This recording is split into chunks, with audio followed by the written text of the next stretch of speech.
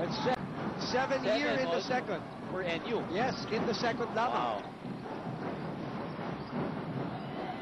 Their total up to 12. But one thing's for sure, the zone defense has been working for the Tamaraws. The foul is called.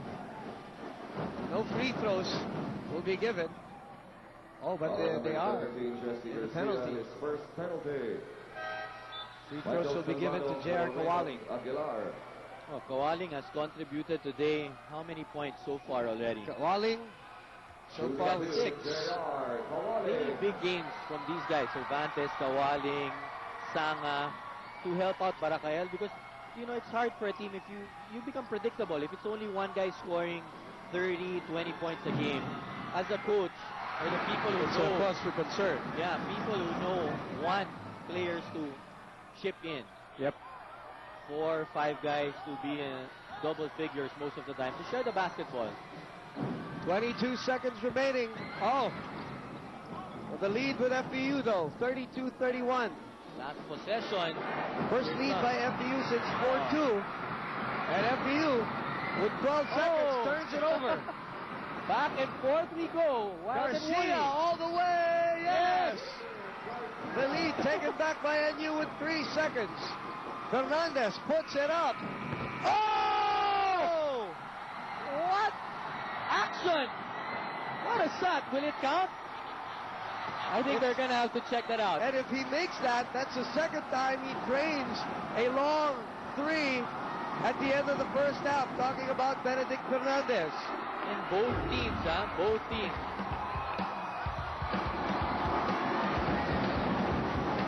Let's look at that. Oh, yes. Very clear. That's it. FPU gets the 3-point lead, 2-point lead, 35-33. FPU, Jonathan Fernandez for NU is absent so far.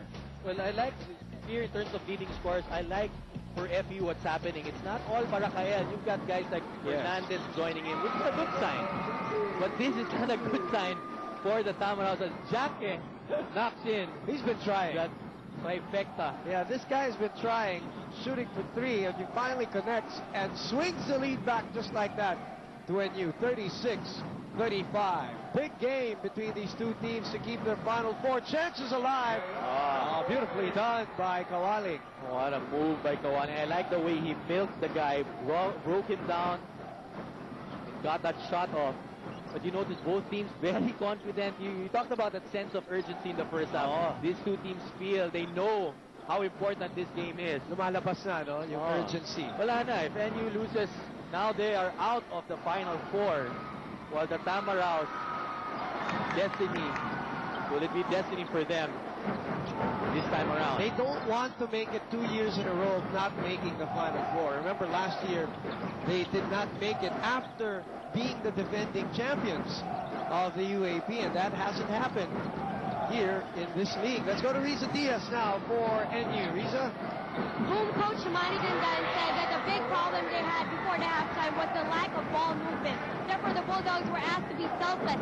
He wants them to share the ball and have good ball movement in order for them to get the best possible shot. Now, defensively, he wants to clog all passing lanes and challenge all the shots taken by the Tamaraws. He ended the huddle by saying, let's do the right thing, get our momentum back, and win this game. Buman Luigi? Thank you, Riza. Well, things got really bad for them in that last 5 minutes. They were executing so well in the first quarter and first 5 minutes of the second. And then the things that Riza was talking about really unraveled towards the end of that second quarter. Halfway at least. The hard thing there for the Bulldogs is when the Tamaraws run a zone at them, they could not find a way. Remember, the Tamaraws had a 14-0 blast in the first half. Yes. So Coach Dandan may be showing some confidence, not pressing the panic button, telling the guys, hey, we've got a second half to win this. Exactly. We're only down by 2. Let's go get it. J.R. Kawaling against Catamora. He's got the advantage on speed, size, and height. Even athleticism. Going to play at least 4 years for FPU, this kid from Cagayan, I believe.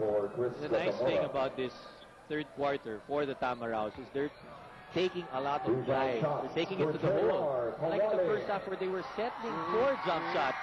Obviously, if those jump shots go, then it's fine. But that's the reason why they drop into that hole. We're down by Exactly. 12 early. Oh, what a hairdo. Did you do that, partner? Well, you know, Fernandez does that on a regular basis. Even when he had the mask on to protect his nose, he still styled it in such a Do way. you think we can do that? I think I can do know the you mask. can get away with that. I don't think I think I can get away with a mask. Not with this hair, Luigi. Back to more pertinent matters, and that is this ball game as NU tries to salvage this possession, and they do. The lead down to 2, but it's with FEU. Coach Dandan calling a 40-40. Let's see. They're picking up way beyond half court. It's a defensive stance for the Bulldogs.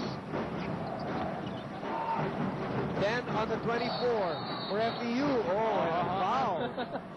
And that gives us an opportunity to send it over to Andy Manzano for FEU. Andy?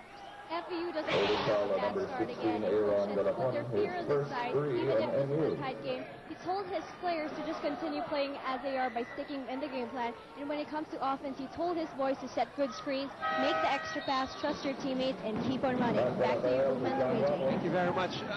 Obviously, Andy pointing out the fact that yung first quarter nila, di ba, we saw it. There was just no energy for FEU. You know, somewhere to start for Coach Glenn Capacio, which he did, was there's such a thing as don't be critical, be clinical. Okay. And they talked about it at the half. Set better screens, Yes. get more rebounds, so that boys can focus on that, come back. What a move by Fernandez, but Real Cervantes taking it down with authority, plus a foul. Four rebounds, 8 points. This is a guy I told you that they're talking about that has a possibility of becoming huge for FEU. Maybe in an Arwin Santos kind of way, minus the outside shooting. You can see flashes of brilliance from this kid because he gets up at 6'5" against Asoro, now, mind you. By the way, that was our KFC assist delivery of the quarter, brought to you by KFC. Dial 887-8888. 6:36 to play. When all of the attention was on Kawaling as a rookie, Real Cervantes is slowly taking that spotlight from him. And I'm sure they don't mind that. It's just our way of putting it. But the Real Cervantes, the last 3 or 4 games, unfortunately, they have been losing. But in the last 3 or 4 games, it's really come on for FEU. You know what, they've been losing 3 out of the 4, but most of the games are against strong teams like UE, like Ateneo. And, you know, And they competed. They competed, and they were right in it until the last quarter. So can you imagine this FEU team 2 years from now when they've got more experience under their belt? How good can they be? I'm actually very excited for this team, even next year. May not be, we wouldn't go as far as saying automatic contenders, but next year, probably not in this situation that they're fighting for Final Four chances anymore. They might be one of the contenders right there. Definitely, they should. I'm sorry, we're putting too much pressure on Coach Glenn Capacio right now. You get one franchise player, a rookie out there who can 1 or 2 more. That's how you build a team. Asoro will throw the 3 up, nothing there. Michael Louis, the smallest guy in the court, getting the offensive rebound, and a push called on Real Cervantes. That is his first. 44-38. That is the biggest lead for FEU. You know, a lot of people were predicting that NU would be a dark horse for this season to make the Final Four, and they're there, but you know, they're right now caught below FEU because they got players like Asoro, Fernandez, Lingaw, Jacquin, experienced players at that. While NU was the projected dark horse, FEU was the sleeper, so to speak. They even have a better chance of making a Final Four over NU. Asanga puts it up. Cervantes, offensive rebound. Oh, and a sorry miss for the rookie. You like the way they're crashing the boards right now. How about this, Luigi? It has been, before that shot, it was a 27-7 run by FEU since 4:22 of the second quarter. Wow. So now it's a 27-10. Oh, 27-10. That's still a big run. Exactly. As FEU burns a Samsung timeout with Samsung, it's not that hard to imagine. We will be back in